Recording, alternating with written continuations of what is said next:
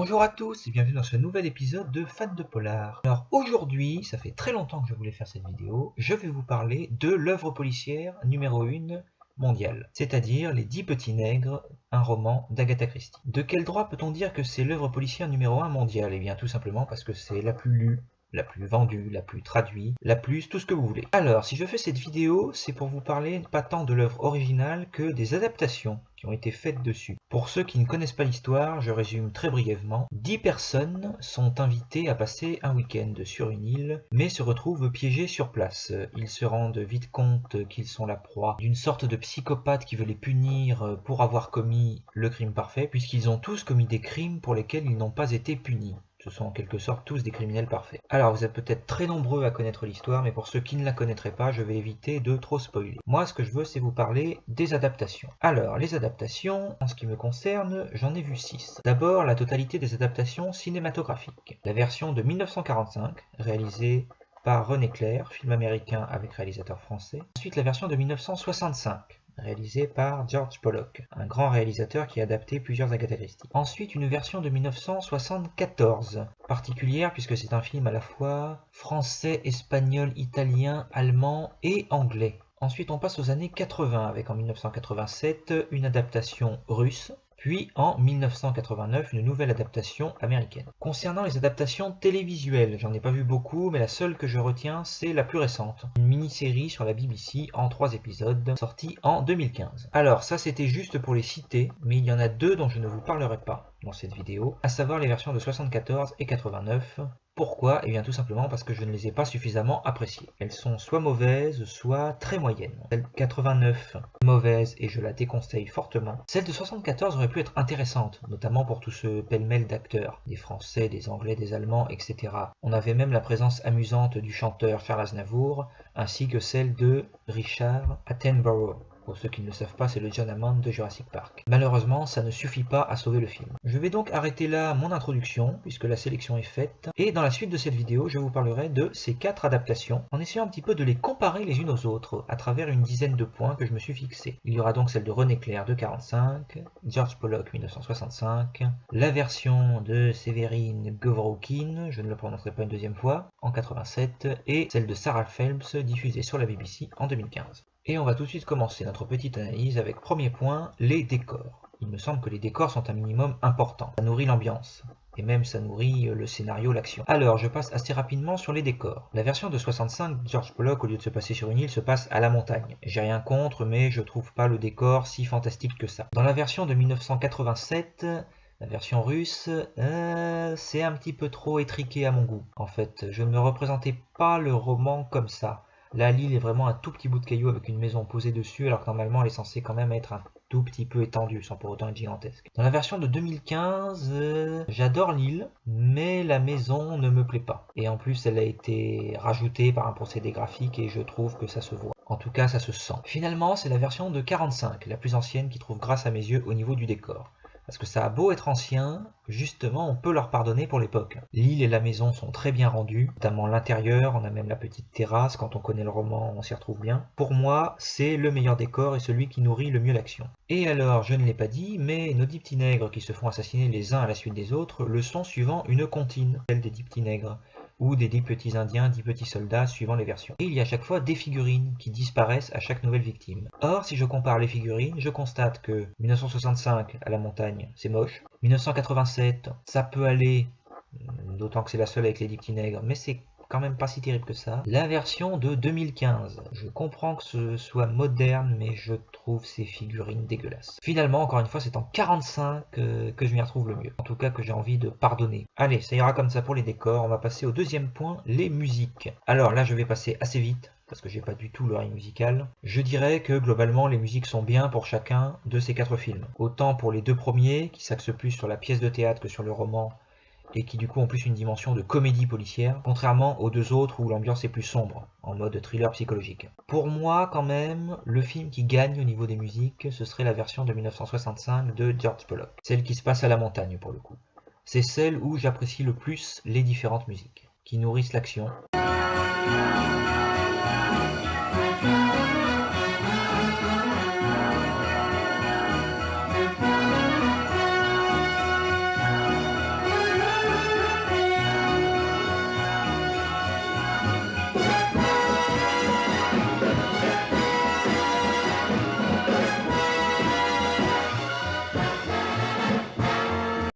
donne aussi la dimension un petit peu suspense à laquelle on s'attend.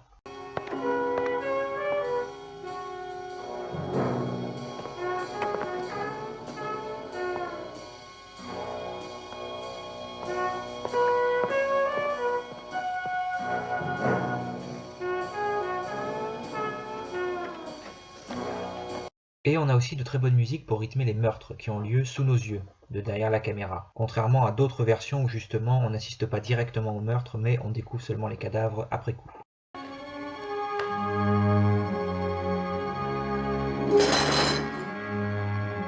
Who's that?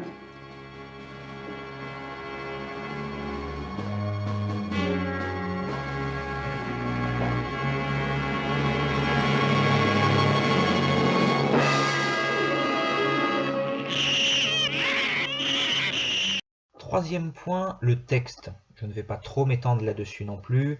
J'ai essayé de regarder dans les différentes versions lesquelles respectaient un petit peu plus le texte d'époque, le texte d'Agatha Christie. Bon, il faut savoir que d'une version à l'autre, ça varie beaucoup, mais cependant, il y a certaines répliques, certaines punchlines qu'on retrouve dans absolument toutes les versions, parce que nécessaire.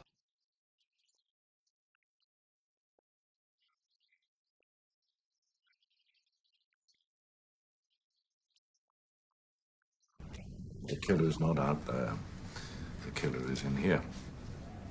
It is one of us. Pour ceux que le respect du texte intéresserait, c'est la version russe de 1987 qui est vraiment la plus proche, pratiquement à la virgule près. En tout cas, il y a certains passages entiers du roman, que je connais pratiquement par cœur, qui sont ressortis. Cette version-là triomphe des autres en matière de texte. Есть только один способ осуществить этот план.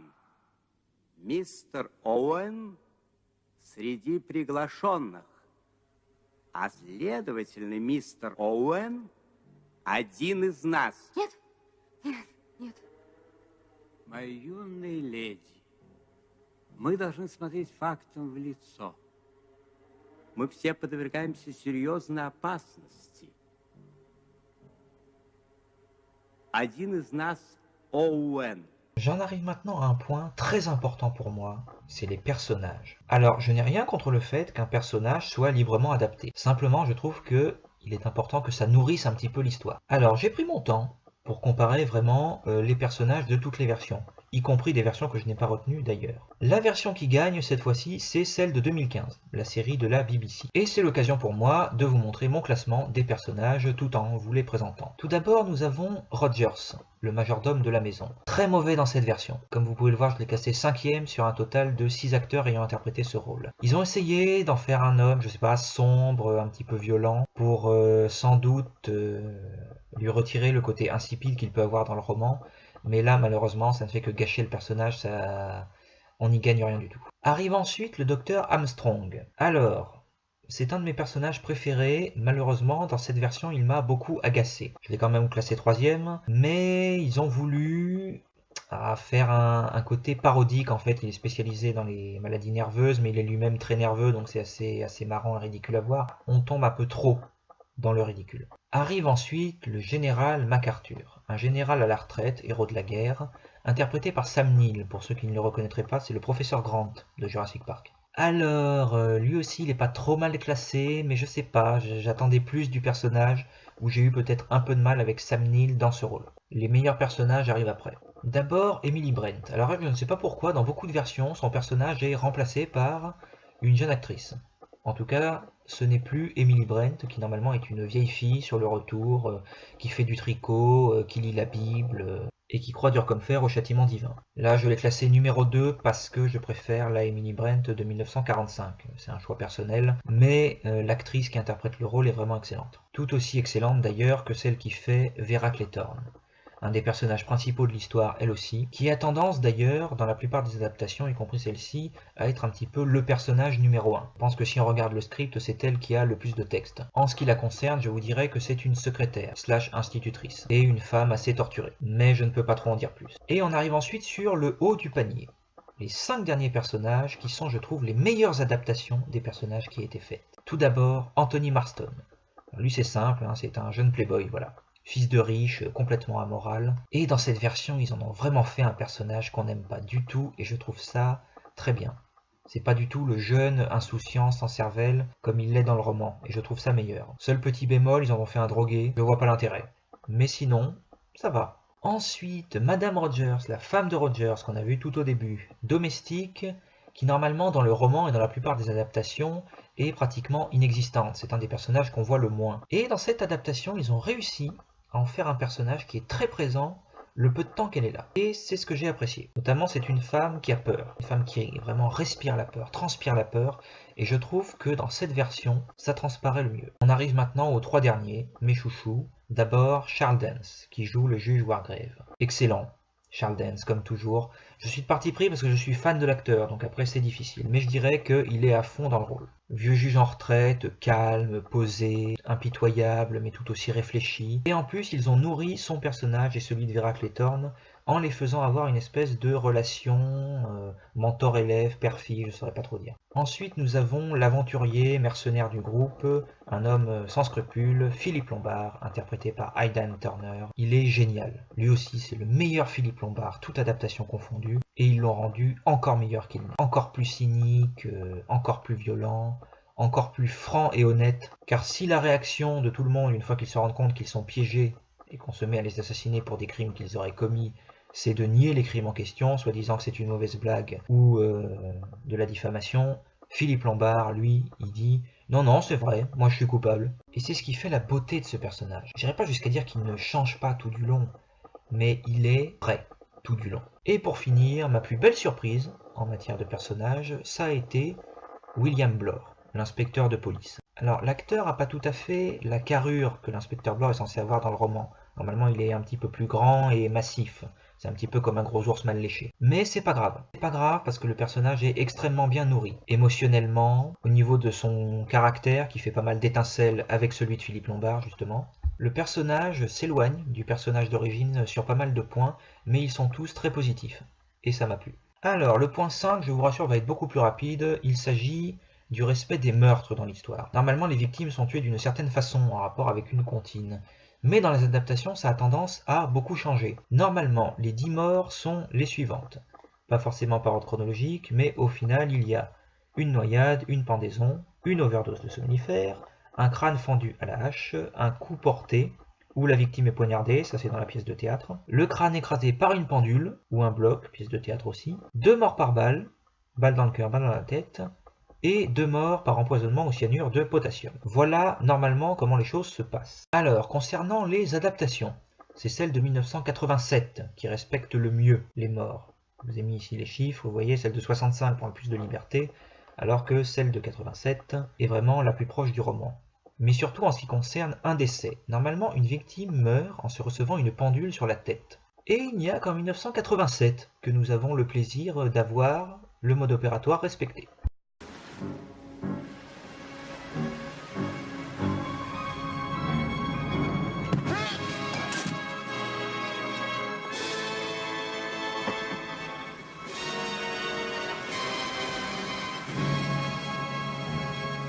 Voilà, sinon je vous ai mis la manière dont la victime meurt dans les autres adaptations, et comme vous pouvez le constater, ce n'est jamais la même chose. 45 écrasé sous un bloc de pierre, 65 écrasé par un ours empaillé. Bon, là on a au moins l'ours, on va dire, qui est respecté. En 74, poussé dans le vide, pas le moindre lien. 89, poignardé à travers un ours en peluche. Alors il y a l'idée de l'ours qui est respectée, mais je trouve la méthode ridicule. Et en 2015, poignardé puis recouvert d'une peau d'ours. Bon, on a aussi la peau d'ours, mais non, vraiment, je trouve ça dommage que cette mort soit systématiquement mal adaptée. Le point suivant va être très rapide, puisqu'il s'agit ni plus ni moins que du dénouement final, et vu que je ne veux pas trop spoiler, je ne vais pas pouvoir trop en dire. Sachez qu'il existe 2 dénouements différents. Un joyeux, qui correspond à la pièce de théâtre, et un crime parfait, qui correspond au roman. La version de 45 suit la pièce de théâtre, et s'en sort plutôt bien, avec en plus une petite part d'originalité. Celle de 65 malheureusement n'est ni plus ni moins qu'un copier-coller de celle de 45, donc pas terrible. Celle de 87 suit tellement bien le roman que j'ai été déçu par la fin justement. Je trouve que c'est une très bonne adaptation, mais on a une ambiance sombre et un final un petit peu bâclé. C'est finalement la version de 2015 qui me convainc le plus. Non seulement elle suit le roman, mais on a aussi une petite part d'originalité, et c'est clairement le meilleur dénouement final, toute adaptation confondue. Numéro 7, les prises de liberté.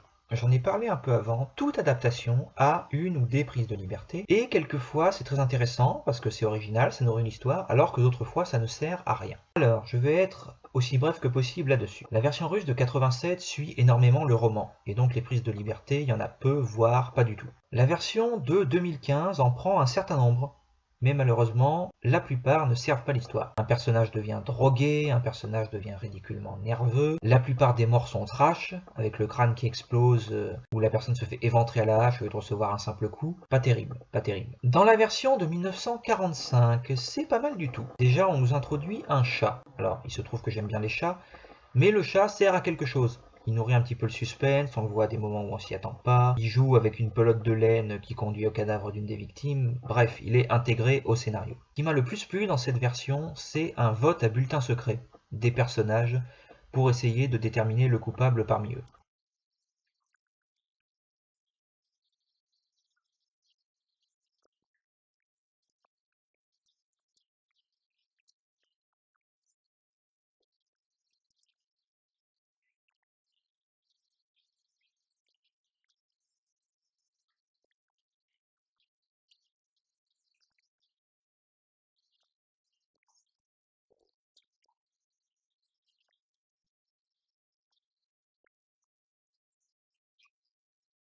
Mais c'est finalement la version de 1965 de George Pollock qui gagne en termes de prise de liberté. Alors déjà, ça se passe à la montagne, pas sur une île, et j'avoue que le décor enneigé est plutôt sympa. Ensuite, les modes opératoires des meurtres sont justement modifiés en conséquence. On a notamment une victime qui se crache en téléphérique, après que celui-ci ait été saboté. On a également une autre qui tombe parce qu'on lui sectionne la corde à coups de hache. Outre ça, je l'ai dit tout à l'heure, les meurtres ont lieu en vue à la première personne. On a également une scène assez violente de bagarre. Et le chat est réintroduit et de nouveau utilisé à certaines fins scénaristiques différemment de la version précédente. Pour moi, c'est la version qui tire le mieux son épingle du jeu en matière de prise de liberté. On arrive sur les derniers points avec l'émotion. Je trouve que l'émotion c'est important, je trouve bien d'humaniser les personnages et de faire preuve d'un minimum de psychologie. Il se trouve que c'est dans la version la plus récente, de 2015, que ce travail est réussi au mieux, avec notamment des relations entre personnages qui changent, et des personnages qui s'extériorisent plus. Je vais revenir sur mon personnage préféré, l'inspecteur Blore, qui à un moment donné craque, confesse son crime, et on voit qu'il exprime des regrets sincères. Personnellement, la scène m'a touché, et je trouve qu'un extrait vaut mieux qu'un long discours. Are we dead already? What? Perhaps we're dead already. We just don't realise it. And this is hell. We're in hell. And we're being punished for what we've done. Because I did kill him. Landor. I stomped him till he was pulp. His own mother couldn't see him. Couldn't say goodbye. I murdered him all right. He was helpless, and I didn't stop. Must have been so frightened. He was just a young lad. Numéro 9, l'humour. Alors évidemment c'est très subjectif puisqu'on ne rigole pas tous pour les mêmes choses. Et en plus, si les premières adaptations sont des comédies policières, les dernières sont plutôt des thrillers psychologiques, même si ça n'empêche pas un peu d'humour. Alors en 1987, je dirais qu'il n'y en a pas, ou très peu. En 2015, il y en a un peu plus. Certaines scènes notamment ont été modifiées. Mais par exemple une des femmes qui gifle le docteur qui est en train de faire une crise, alors que dans le roman c'est l'inverse. En 1965, on a un peu d'humour aussi, mais il y a quelques copier-coller sur la version de 45 et ça me dérange. C'est vraiment en 1945 qu'on a une bonne vieille comédie policière pure et dure, et avec, bien que ce soit un film américain avec un réalisateur français, un humour que je trouve très britannique.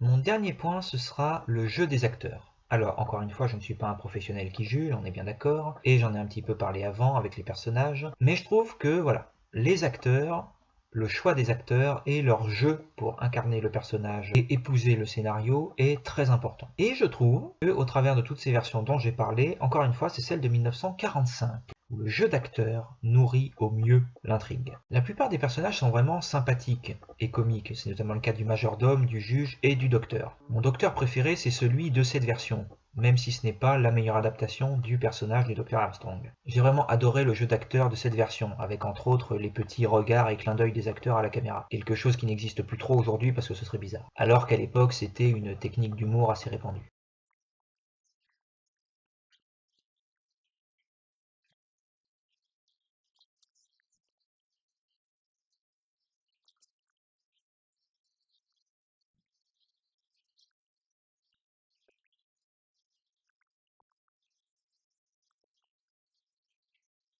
Voilà, c'était Les 10 petits nègres d'Agatha Christie, à mon avis, les meilleures adaptations. Alors, au final, quelle serait la meilleure adaptation? J'en suis arrivé à la conclusion que, quand on regarde une adaptation d'une œuvre, il faut tout simplement que l'adaptation réponde à nos attentes personnelles. Donc, je vous dirai la chose suivante. Si vous voulez quelque chose de récent, avec des acteurs que vous connaissez, que vous aimez peut-être, le meilleur dénouement final, les meilleurs personnages et surtout la meilleure émotion et psychologie, il vous faut l'adaptation de la BBC de 2015. En revanche, si vous voulez quelque chose d'aussi près que possible du roman, y compris en matière de texte, et en particulier le respect des meurtres, c'est la version russe de 1987 qui sera faite pour vous. Avec deux petits bémols, la fin est un tout petit peu bâclée et l'ambiance extrêmement sombre, je trouve. La version de 1965, vous la regarderez pour la raison opposée. C'est-à-dire pour avoir quelque chose de très libre qui s'éloigne un maximum de l'œuvre originale. Et pour finir, si vous voulez voir un bon vieux film policier bien classique, un whodunit comme on dit, en mode comédie policière, dans ce cas-là, c'est la version de 1945 qu'il faut voir. Le fait est que j'ai récemment été conquis par la version de 2015, mais la version de 1945 reste personnellement une de mes préférées. Après, c'est selon. Cette vidéo touche à sa fin. J'espère que ce nouveau concept vous aura plu, parce que c'est un nouveau concept. Comme toujours, n'hésitez pas à faire des commentaires ou à vous abonner à la chaîne, et je vous retrouve le mois prochain pour un nouvel épisode de Fans de Polar. A très bientôt!